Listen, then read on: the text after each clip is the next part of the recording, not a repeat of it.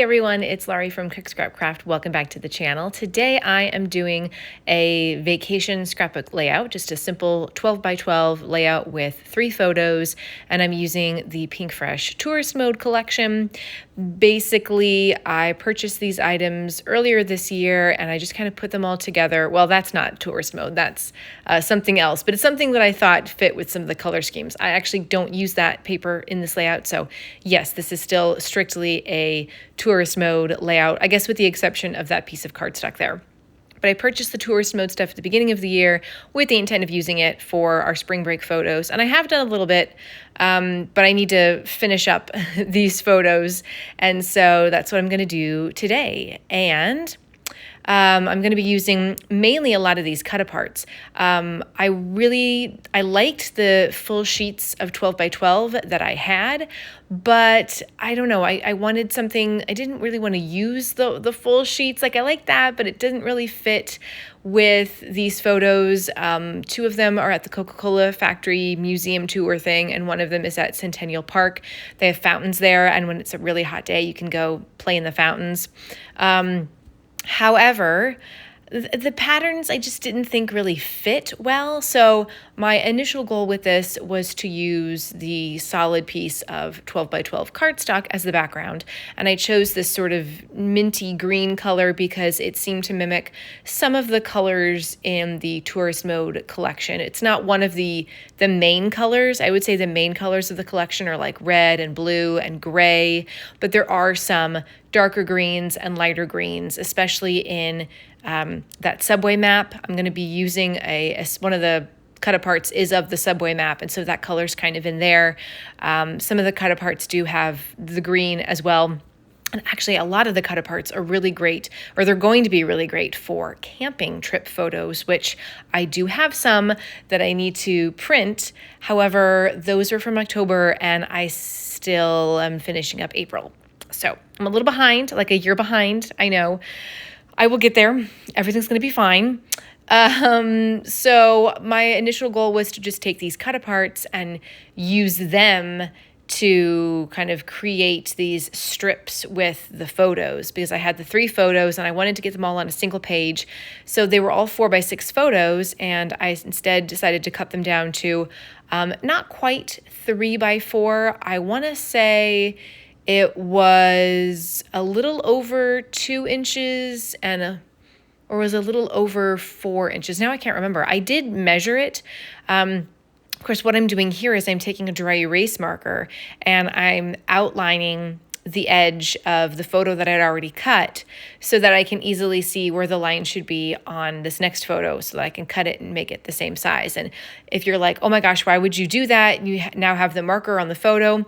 It wipes off, okay? It's dry erase. It actually I was using a paper towel. It actually works a lot better if you have like an old t-shirt or cloth, like a fabric cloth. Paper towel is a little rough, but it does wipe off, I promise you. So if this is something that you also decide to do, then don't worry. It's just a dry erase marker, okay? It's not a big deal. Or if your dry erase marker has a built-in eraser, you could use that as well. Mine did not, so that's why I used the paper towel, because it was there. It was what I had. So I'm going to make 3 strips going top, middle, bottom, and incorporating one of the photos in each of the strips. And these cut apart pieces are just kind of going to go along in the strip. So it's almost like I'm making my own sort of patterned paper thing. Of course, I have a problem, and that problem is colored solid cardstock. I don't mind if it's white. A white cardstock is totally fine. However, when it's colored like this, it gets, I don't know. I look at it and I'm like, oh, it needs something else. It needs more pattern. And the patterns and words and things from the cut aparts were just not cutting it for me. So once I get all of this stuff cut out and kind of pieced together where I like it, I am going to go back into the tourist mode collection pieces that I have to see if I can figure out a pattern paper that would work best. And like I said before, some of the patterns I just didn't think worked well with these photos, or I thought maybe I wanted to use them with a different set of photos. So it was really hard. It was really hard to go back through and be like, well, I guess I can use this one. There, you'll see once I get to it. It's really hard sometimes to use up a pattern paper when you don't really want to, but you know you have to. And the Pink Fresh stuff, it's always great. I just didn't have a whole lot of pattern papers to choose from because I really wanted to use the cut apart sides of these two pattern papers. So that meant that they weren't available as 12 by 12s. I should probably purchase just a few more because I still have some of the embellishments, and especially if I'm going to use some of the other embellishments and cut aparts for camping photos, I'm definitely going to need more specific pattern papers to go along with those. So I need to place an order, but that's for April. This, as I've said in a previous video, is a no spend month. So I basically just put together a bunch of kits using items from my stash, and that's what I am scrapbooking with for this month. So this is my tourist mode kit. I added a piece of a Simple Stories pattern paper. It was one of the ones that they do yearly where there's a pattern paper for each month. I had the July one and I added that to this collection as well as that other piece of Simple Stories with the yellow and white stripes, just because I thought the colors matched some of what was in this collection. And I have used the other part of the July paper for a different spring break layout, which is sort of complete. But I need to go back and order some more papers so that I can really finish these out. So as you can see, I'm like, maybe I should use the back side of that paper, but I didn't like it. I didn't like the green with that. And I was like, I'm going to use the green. All right. That's just the way it's going to be. So I end up using the opposite side, and that has that subway map kind of pattern going on, and it has that light green color in it. So I'm basically just going to still use that green cardstock, but it's going to be a mat for each paper strip. And then the paper strips are going to go on top of the subway map pattern. And I really like all these cut aparts, and some of them are going to be going off the page. Some of them are going to butt up right to the edge, like this one. I love that tag. Even has a little spot for doing some quick journaling, although I don't think I do journaling on that one. I'm going to add that to a different one. But then I'm just lining up the photo, and like these aren't all the same size, which is totally fine. That little ticket thing is a lot smaller than my photo, but it's okay because I don't mind. I'm just trying to get things as even as possible based on the different sizes and trying to create a similar size mat on both the top and the bottom. So that's what I'm trying to do here. Of course, it's always helpful if you cut off a part that goes off the page, because if you have a 12 by 12 paper trimmer, that's not really going to work. It's going to mess up your cut if you're trying to cut something that's bigger than 12 inches. Do they make paper cutters that are larger than 12 inches? I don't even know. I feel like it's always like 12 inches top to bottom, but like with mine, you can extend it a little bit. You can extend the top bar out so that you can get a longer cut, width-wise, I guess, but height-wise, aren't they usually all like 12 inches? I don't know. Well, let me know down in the comments below. If you are working on any travel scrapbook pages, let me know what you're working on, or let me know your favorite trip that you went on that was just so much fun to scrapbook after the fact. I think it is always fun to do like any trip because you're going back through the photos, you're kind of reliving the trip even though you're not there anymore. But maybe there was like one specific trip that you loved going on and then you just loved coming home and scrapbooking it. Maybe because you loved the pieces that you were using, the collection that you were using to help tell the story, or you just liked going through. He has some really great photos from the trip. Let me know down in the comments below. If you are a subscriber to the channel, welcome back. Thanks for watching. If you haven't yet subscribed, definitely hit that subscribe button so you see a lot more process videos and other scrapbook stuff throughout the month. I always do a process video every Tuesday, and then I have a couple extra process videos throughout the month depending on design teamwork and challenges that I am participating in, as well as scrapbook hauls and layout shares, although there wasn't a haul for this month. And I feel like I did film a layout share. Did I post it? I could just look on the channel to see if I posted it, but I kind of have no memory of that. I kind of have no memory of filming it, but I know that I moved all of those layouts into albums, or like I organized them. So I guess I filmed it. If I posted it, great. If not, I guess I should get on that. So anyway, I don't know where my brain is. I was supposed to have a Zoom meeting with a company the other week, and it was on the calendar on the fridge, and it was in my calendar in my planner. And I totally flaked, and I ended up watching a movie instead, and then went to go get my daughter from school because we had something going on after school that day, and I got home after 5 p.m. and I saw that they had emailed me that they were gonna get off the Zoom now. Maybe we could reschedule. And I went, oh no. I knew that it was happening. I knew it, but I just totally spaced out on it. I don't know how it happened. So felt really bad, but that's kind of where my brain is at these days. And I haven't really had a whole lot of time to like sit down and scrapbook, unfortunately, too, which is kind of no fun. Especially if I want to record process videos for you guys.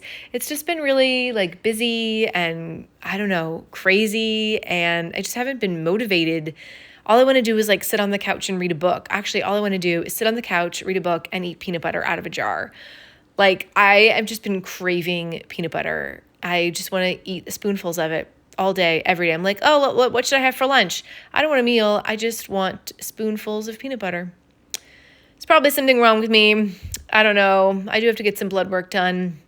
Anywho, good times. So I'm just kind of finishing up this last strip, putting everything in order, getting it all lined up.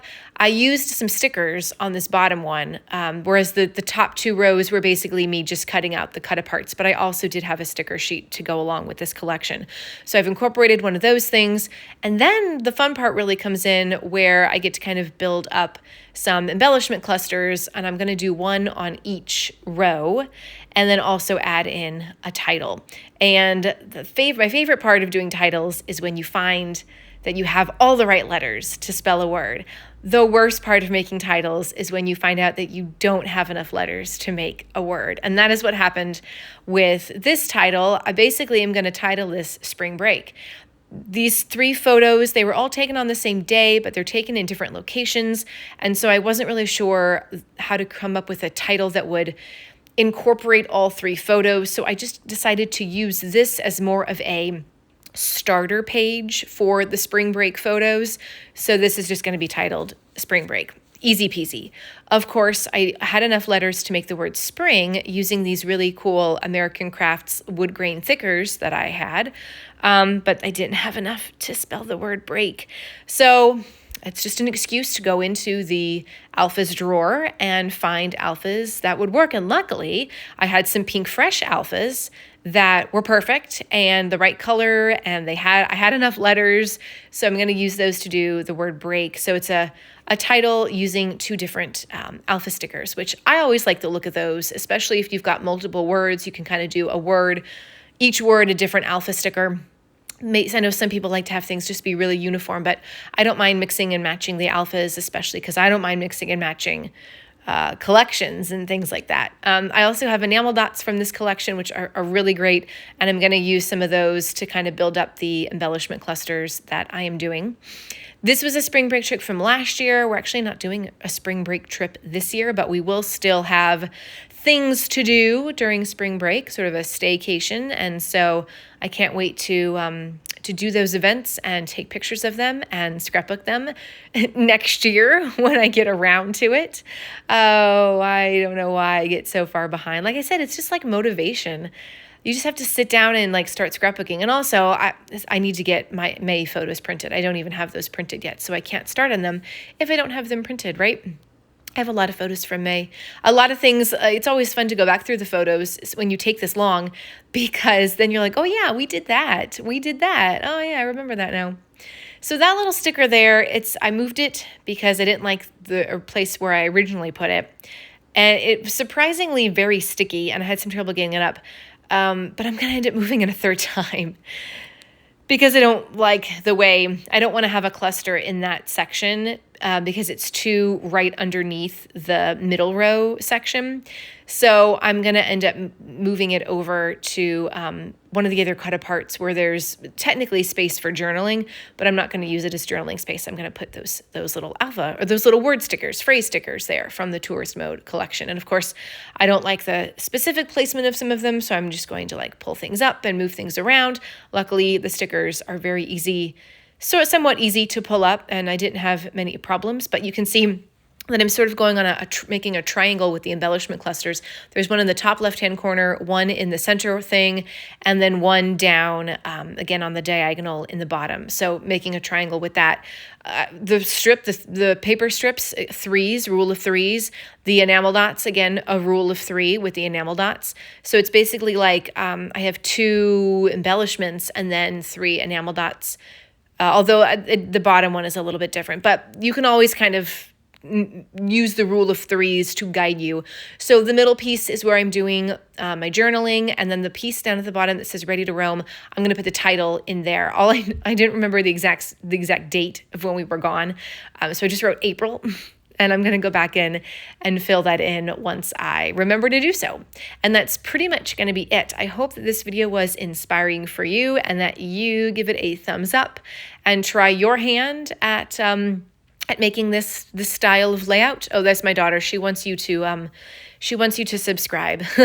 Oh, we're not done yet. Oh my gosh. That's right, because I still have to put in the second word, and I do some splatters actually. But as I was saying before, and as my daughter put in there at the end of that section of video, please subscribe, give this video a thumbs up.